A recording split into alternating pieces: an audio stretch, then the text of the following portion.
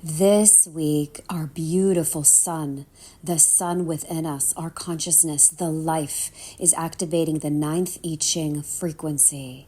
The transformational path of this frequency moves from the shadow of inertia to the highest vibration of invincibility, and it's via the path of determination. The I Ching is a living transmission of the divine, of consciousness. The I Ching, the Book of Change, are 64 frequencies. They're an ancient wisdom from thousands of years ago that was used to track and harmonize with the forces of nature, to guide the people, an empire, a civilization. In the 1960s, humanity discovered the 64 genetic codons, our DNA. Magically, they have the same mathematical formula, geometry, as the 64 I Chings.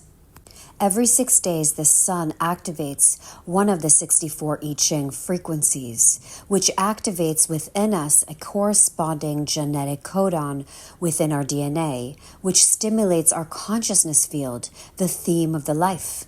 When we enter into contemplation with a particular I Ching, especially with an I Ching the sun activates each week, the life sends us the experiences we need to unlock the shadow, the teaching, and raise our vibration, which awakens the divine within. This is abstract energy of sensing, so receive this message with the heart and body.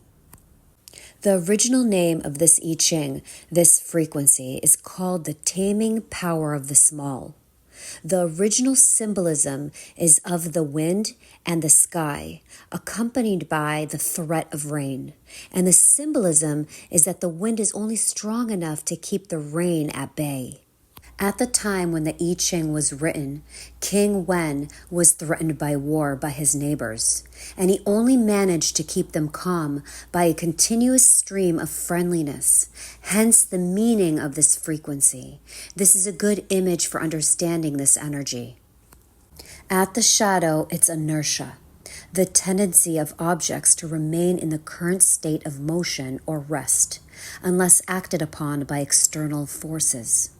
The elemental energy of this frequency brings a focus on subtle activities rather than grand plans or gestures. The life could be overwhelming at times. Even the best plans can fall apart. Life can get us down, and this is a truth we all have to live with. The I Ching is a map of the changing cosmic forces of the life, and how we respond to the challenges dictates the patterns of our destiny.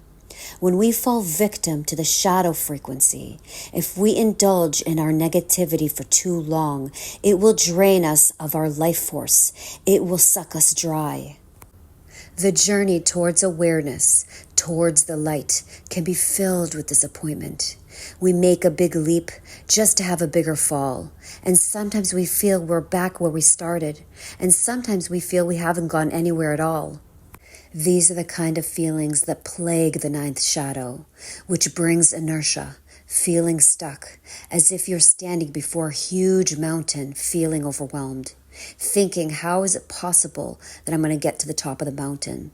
And then thinking, what is the point of even trying? That's how the shadow has us thinking. These are the type of thoughts that drag us down. These are the types of feelings that get us to give up. Many of us these days live exhausting lives, spending most of the life laboring, working while being exhausted. We don't live beautifully and simply. We don't spend time with the elements, with the sun and the trees and nature. The mind wants us to get things done. It doesn't want us to stop and enjoy the sun on a beautiful day. This is exactly how this shadow works. It doesn't want you to cultivate your own essence. It wants us to lie down and give up. The dilemma of the ninth shadow is perspective. If you look at the whole mountain, you feel overwhelmed. If, however, you decide to just look down at your feet, that's where the magic is. The taming power of the small teaches us to focus on the small changes rather than attempting great things. And this is how we keep the shadow at bay. And this is how people attain great things in the life. They focus on small goals, small successes. Lots of small successes add up to victory. So bring your attention to the small, to the details that make up the life, and try making a small change. For example, if you have a negative pattern that is undermining you, don't take on the whole thing at once. Just try to make a small change. So let's just say maybe you're trying to not react anymore to an intense situation with someone. Don't focus on never reacting. Try not reacting just once. And when you achieve that, congratulate yourself inwardly for your success. If you did it once, you could do it again. And this is the change in perspective that is needed on every level to move beyond the grip of the ninth shadow. Look at the small things. Stay in the present. One day, you won't even notice that you're halfway up the mountain. And this is how we bring the light of awareness into the life, by small steps. The ninth gift, the way to alchemize the shadow and raise the vibration, determination. Determination can be a misunderstood term. It sounds like it requires a great deal of power, force, or willpower. But this is why we fall victim to inertia, because we project, we assume how much energy it will take us to get from point A to point Z. And we get overwhelmed because we don't feel that we have that type of energy, so we give up. But if we just take the small steps, the first step is actually the hardest step. Well, it's actually not the step that is hard. It's the inertia before the first step that we need to overcome. We have to have courage, bravery, and determination, but only really in the beginning. Think about it in the life. Maybe there is something that you would like to start, begin, create, but you're afraid to begin it or take it on. Just take the first step. We just need to overcome the road to the first step. Don't look at the whole mountain. Just look down at your feet. Once you take the first step, every other step becomes easier. There may be big obstacles and breakthroughs on your journey, but that first step is with you every step, and its power is undeniable. So even if you fall off your path, that first step can bring you back on again. And then we come to the power of repetition. The programming partner of the ninth I Ching is the 16th gift of versatility. Versatility comes from repetition. When we do something over and over and over again, it gets imprinted in our patterns, not just cellularly, but also cosmically. There are forces and laws that uphold the cosmos, and they're irrefutable.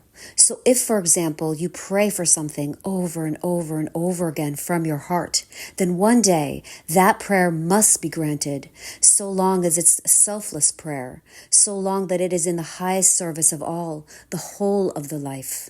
So you can only be versatile when you have determined the path forward. And this is the beauty of the word determination.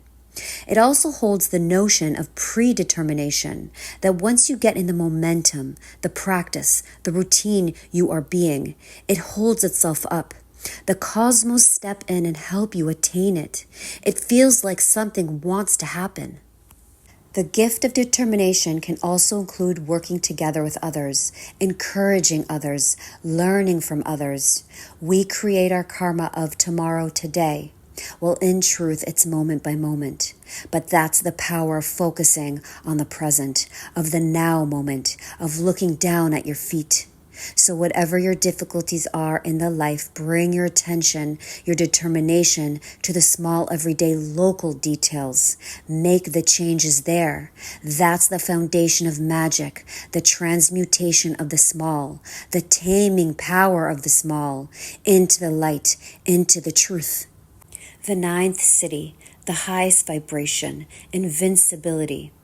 If you read the Tao Te Ching, you will find that invincibility is actually in the weak, not the strong. If we go back to the origin of the symbolism of this I Ching, it's about weakness leading strength, remember? The old king controlling the threat of war through friendliness, not through any show of strength, through friendliness, through kindness. The most powerful force in the universe is the feminine. It's water. It's the void. It's tenderness. It's childlike innocence.